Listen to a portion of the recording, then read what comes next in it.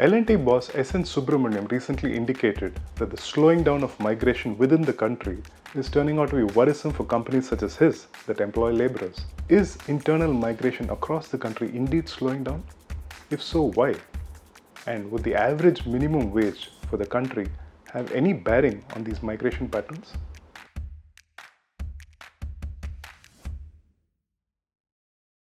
Hello and welcome back to Business Matters at the Hindu with me, K. Bharat Kumar. Fewer people within the country are migrating for work, and the slowing migration is one of our biggest worries, says S.N. Subrahmanyam, Chairman and MD of Larsen & Toubro. As an organization, we employ about 2.5 lakh staff and 4 lakh laborers at any given point of time. While attrition among staff does bother me, I am more worried about the availability of laborers today, he added. That's corporate anxiety for you on the one hand. On the other, we had Finance Minister Nirmala Sitharaman say in her most recent budget speech that migrating for work should be a choice and not a necessity.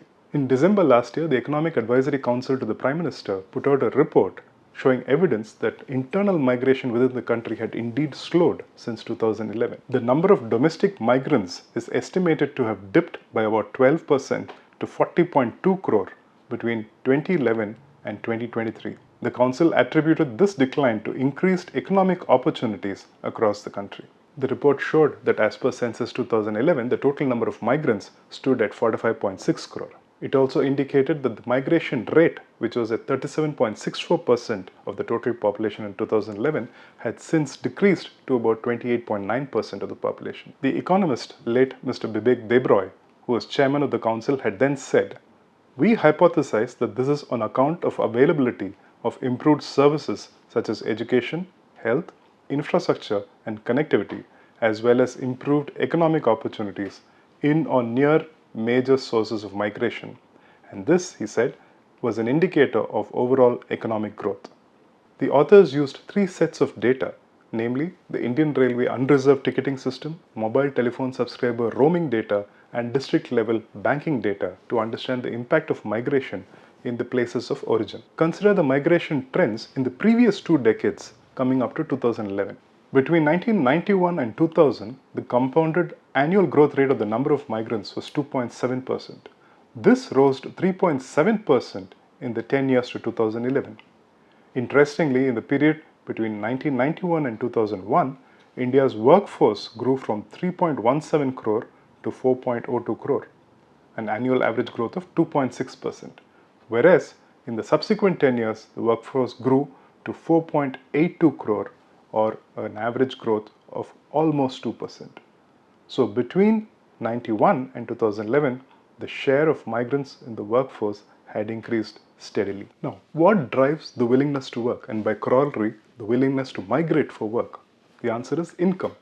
Let's take a look at the average wages available to unskilled laborers across the country. According to a report put out by e-commerce platform site Picodi.com, among the 67 countries that it analyzed, India stood better than only 5 of them in terms of how much basic food needs or basic food expenses took away from the monthly average wage of an unskilled laborer. The average unskilled laborer in India earns about 8,200 odd rupees, and 58.5% of that is spent on basic food needs. This does not include healthcare expenses, education expenses, or even rental expenses, just basic food needs. The only other countries where basic food expenses took away more from the monthly average wage were Vietnam, Uzbekistan, Philippines, Armenia, and Nigeria.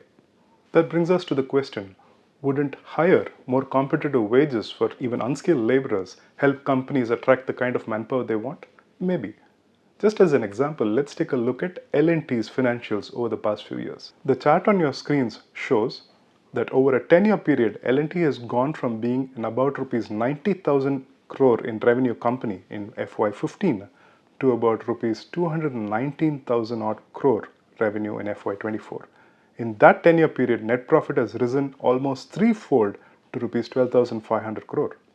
The last 2 financial years ended March 2023 and 24 have seen healthy annual growth on both these counts. Number 2, look at the EBITDA margins, or margins for earnings before interest, taxation, depreciation, and amortization. That is mostly the operational part of the business. These margins have stayed somewhat stable and consistent across these 10 years, except for a couple of years during the COVID pandemic when they went for a spike.